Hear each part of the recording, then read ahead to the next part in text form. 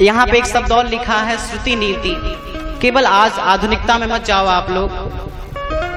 अयोध्या में जो प्रकर्ष है, क्यों है? क्योंकि सब अपने अपने वेद का, जो वेद के वाक्य हैं उसका अनुसरण करते हैं, निगम का अनुसरण करते हैं।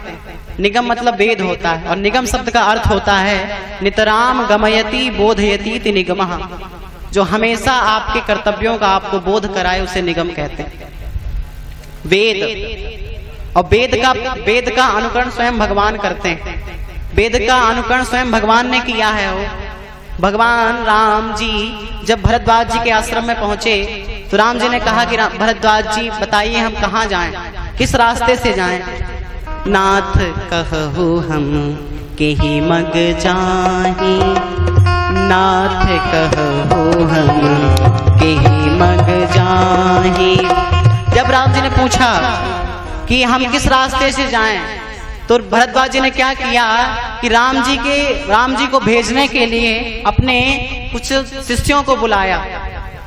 तो सुनि मन मुदित 50 आए, सुनि मन मुदित 50 आए। तब भरद्वाज जी ने जब बुलाया तो एक नहीं आए बल्कि कितने आ गए? 50 आ गए। जब भरद्वाज जी ने ये कह के बुलाया कि जाओ राम जी को छोड़ दो, तो सब 50 शिष्य वहां पर आ गए भरद्वाज जी के। अब आप लोग बताओ कि जाने वाले कितने हैं? 3 लोग। एक तो राम जी, किशोरी जी और लक्ष्मण, 3 लोगों को जाना है, और ले जाने वाले कितने हैं? 50। सुनि मन मुदित 50 आए, 50 आ गए।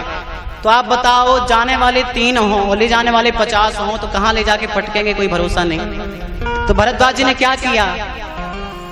मुनि बटु चारि संग तब दीन्हे, मुनि बटु चारि संग तब दीन्हे।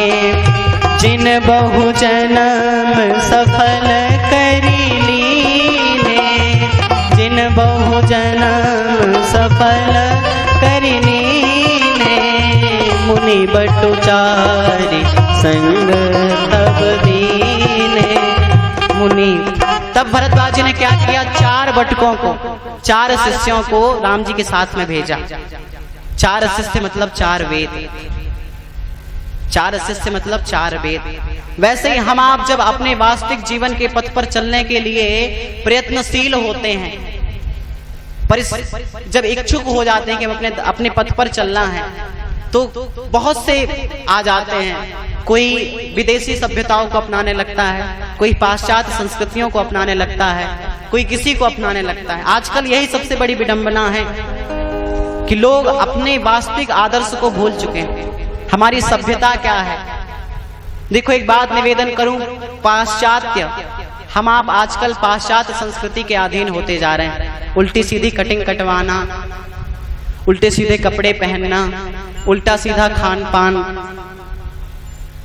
माता पिता का सम्मान न करना। और कुछ माता पिता कहें तो बोला, अरे माँ ये तो आधुनिक जमाना है, न्यू जनरेशन है, ऐसे ही होता। तो एक बात बताओ, पाश्चात्य संस्कृति हम आप अपनाते जा रहे हैं कि मैया, अरे पापा आजकल तो ऐसे ही होता है, आजकल नया जमाना है। अरे पाश्चात्य संस्कृति को अपनाने वाले लोगों, जरा विचार करो कि पश्चिम में जाने से सूर्य भी डूब जाता। पश्चिम में सूर्य जब जाता है तो डूब जाता। तो हम आप अगर पाश्चात्य संस्कृति का अनुकरण करेंगे तो हम अपने जीवन को कैसे प्रकाशमय बना सकते हैं, कैसे अपने जीवन को प्रकाश में ला सकते हैं। और उदय कहाँ से होता है सूर्य का? तो पूर्व से। तो पूर्व मतलब हमारे पूर्वज, हमारे पूर्वाचार्य, जिन्होंने हमें सभ्यता दी, जिन्होंने हमें जो संस्कृति दी, जो परंपरा दी। ये आज जो कार्यक्रम हो रहा है, ये आज हमारे पूर्वजों की देन है। उन्होंने अगर ये कार्यक्रम न चलाया होता तो आज 150वां वर्ष हम आप न देख पाते। तो उनका आज हमने अनुकरण किया तो आज हम ये लाभ ले पा रहे हैं, ये सौभाग्य उठा पा रहे हैं, आज ये सुख पा रहे हैं। कहने का भाव, हमारे पूर्वजों ने, हमारे माता पिता ने, हमारे पूर्वाचार्यों ने जो हमें दिया है, तो हम उस सभ्यता के, उस संस्कृति के साथ चलें। हमारे सबसे बड़े आदर्श कुछ हैं तो वेद हैं। वेद का मतलब होता है इष्ट प्राप्त अनिष्ट परिहारयोः अलौकिकम उपायम यो ग्रंथो वेदयति स वेदः। आपके इष्ट की प्राप्ति करा करके आपके जीवन में जो अनिष्ट हैं, जो क्लेशकारी हैं, उनका हरण कर दे, उसे वेद कहते हैं। जब हम वेद पढ़ते हैं तो हमें पता चलता है हमारा कल्याण किसमें है। जो वेद हमें बताता है आचार्य देवो भवः, जो वेद बताता है मातृ देवो भवः, माता कोई सामान्य नहीं बल्कि भगवान है। जो वेद हमें बताता है पितृ देवो भवः, जो वेद बताता है अतिथि देवो भवः, कि माता भगवान, माता देवी है, पिता भगवान है।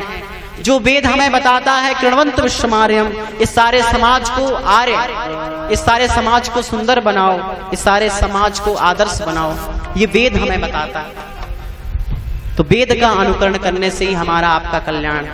आज अयोध्या वासियों में जो सुख है, क्यों है? क्योंकि सुचलहि सुधर्म निरत श्रुति नीति। श्रुति की नीति के हिसाब से चलते हैं। श्रुति मतलब जानते हैं, निरपेक्षो रवः श्रुति, जो निरपेक्ष होकर के सबके कल्याण की बात करे उसे श्रुति कहते हैं। ये श्रुति की परिभाषा है, श्रुति की डेफिनेशन। अयोध्या में आज जो सुख है वो इसलिए कि लोग अपने अपने धर्म में विश्वास रखते हैं। हमें अपने धर्म का पालन तो हम करते हैं, पर हम धर्म पे विश्वास नहीं करते। हम राम जी को अपना आदर्श तो मानते हैं, पर राम जी को अपने जीवन में उतार नहीं पाते। हम राम जी को भगवान मानकर एक ताखे में बैठा देते हैं कि अरे वो तो भगवान है, प्रभु समर्थ कौशलपुर राजा, जो सब करे उन्हें सब छाजा, वो भगवान है, वो सब कर सकते हैं, ये मान के हम उनको एक ताखे में बैठा देते हैं। पर हम जब भगवान को अपना आदर्श मान लेते हैं कि राम जी भी मनुष्य थे, राम जी भी सुबह उठ के माता पिता के पांव पड़ते थे, तो हमें ये शिक्षाएं मिलती हैं। हम अपने माता पिता से